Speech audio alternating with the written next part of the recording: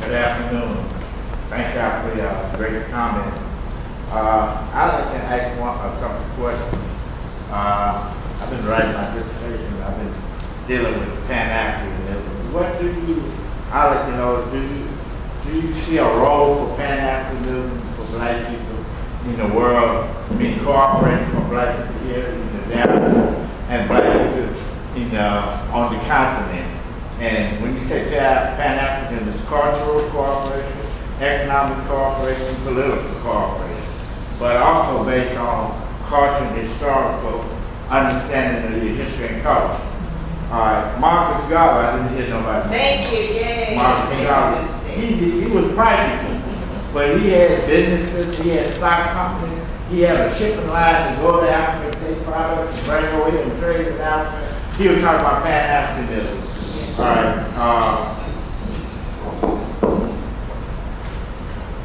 Elijah Muhammad is another. I remember in the 60s when we were studying, when we were in school, we were talking about Elijah Muhammad's economic plan. He talking about we should cooperate with each other and we should, like if I have a skill, we put our skills together and we start business and control our community economically and make the politicians in our community responsible to us. That was some of Elijah Muhammad. And Elijah Muhammad also was based on land. He started buying farms in the South. He bought farms in Mississippi, Alabama, and then the Shrine of the Black Madonna right now, they got farms in South Carolina. They got 5,000 acres of land. But, you know, they didn't think anything being done with it because the masses of people are not involved. If the people was involved, you had people take people off the street, take them to the farm and let them work on the farm. You wouldn't have homelessness, you would have people with jobs. So we got to make jobs for ourselves. Okay, Davis, soon to be Dr. Davis. Let me just say, you know, Africa's 55 nations, 55 nations. And so, and I work in a lot of them. And so you're talking about doing business in Africa, where in Africa? How? There's some places where they would love to do business with African Americans. There's some places where they don't. They don't have the affinity for African Americans. They'd rather not have you there. They consider you to be a carpetbagger, somebody who's taking something away from them. So it's easy to idolize Africa, you know, motherland and all that.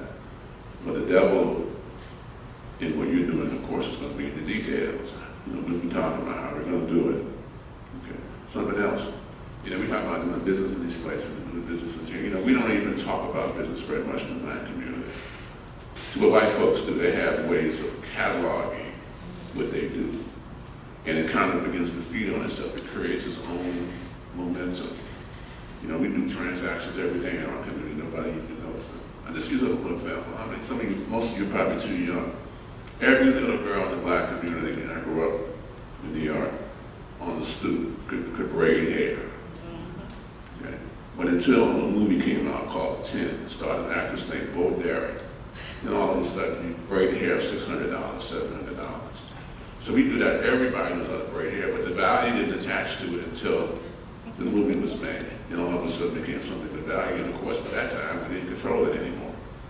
So all these things that we do with value are part of our culture, they're part of who we are. In order for us, if they really are something that's important, we have to make something of it.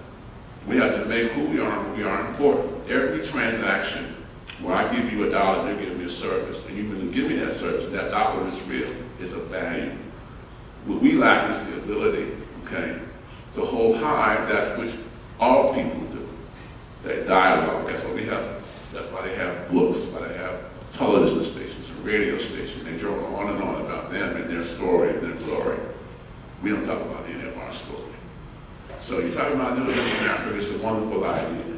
I was in Liberia a month ago, okay, talking about doing business. Okay, they don't even have running water in most homes in Liberia. You have to go like in the corner to the well and pump the water. So Africa is not, it's a challenging environment.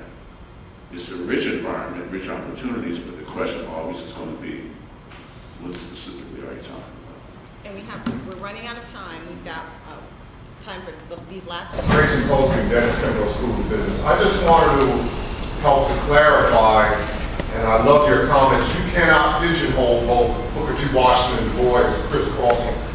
So many people forget the fact that in 1899, Du Bois wrote that seminal book, The Negro in Business. And he was the individual who came up with the idea of the Negro Business League. Even though he didn't implement it, Booker T. Washington implemented the next year. But in his economics class, when he taught at Atlanta University, he came up with the phrase and the great quote that whoever you give your money to, you give your power to. And who piggybacked on that? The gentleman up there said, of course,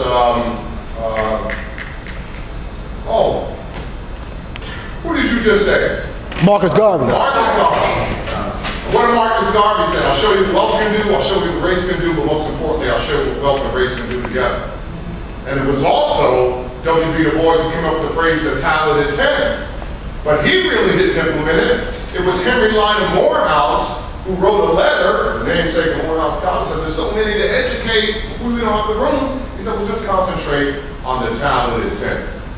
So the bottom line is, Du Bois crisscrosses so many schools of thought. He was a visionary ahead of his time, but we, the offspring of Atlanta University, have to live with the fact that he left Atlanta University in 1944 because he fell out with the administration. I mean, here's Black America's #1 intellectual.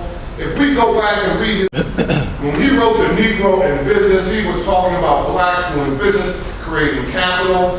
As of this moment right now, we have 33.4 million African Americans in the United States. Shame on us, only 35,000 black millionaires.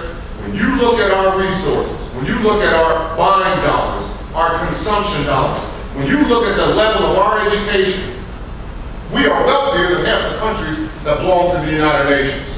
So instead of producing 35,000 black millionaires, we should really produce at a minimum, and you listen to me, next generation, more than 300,000 black millionaires. And it's all because of the idea of what Bois did back in 1899. I'm going to go, man. This one, I agree with what you said, Dr. Kimbrough, but also, you're right. Let me tell you about paradigms. You let somebody frame, that happens in the black community a lot. They frame good guy, bad guy. And that's what we're up against. And you let people frame you in those terms, that suits someone's agenda other than yourself. We need all of our good thinkers. Booker T. Washington was a very, very smart man, very farsighted, and so was W.B. Du Bois. And I dare say if they were in a room together, talking shop, okay, it wasn't about a paradigm, it was about how can we get this done. We cannot allow ourselves and allow our future and our struggle to be framed in that way. Can you stand and be heard and introduce yourself? The gentlemen are excellent. I hope everybody will agree with that. Can you speak a little louder, sir? I appreciate the opportunity to be here today. Gentlemen and ma'am, this is a fantastic event. When you put it on as a professional as any other university I've ever been to. I'm a real young person here today, but it's a clue. Are the publications in the library? These two publications are online. The Negro in Business, you can get it online. And Economic Cooperation is online. Now these other publications aren't.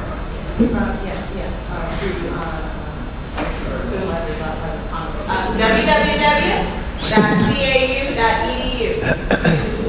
And if you click on, so you go on the main page, there's a picture of Du Bois. It says 2012 Du Bois seminars. It will soon say, actually I don't have to shout, maybe that.